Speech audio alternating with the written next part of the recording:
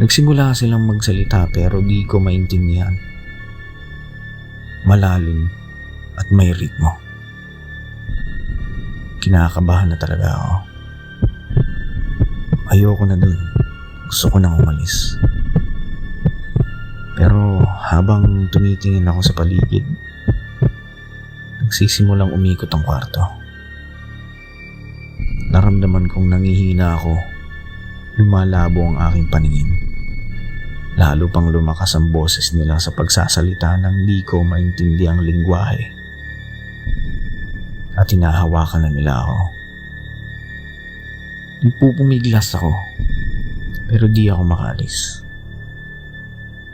Nawala ang ngiti ng babaeng kasama ko. Napalitan ng isang ekspresyon na mas nakakatakot.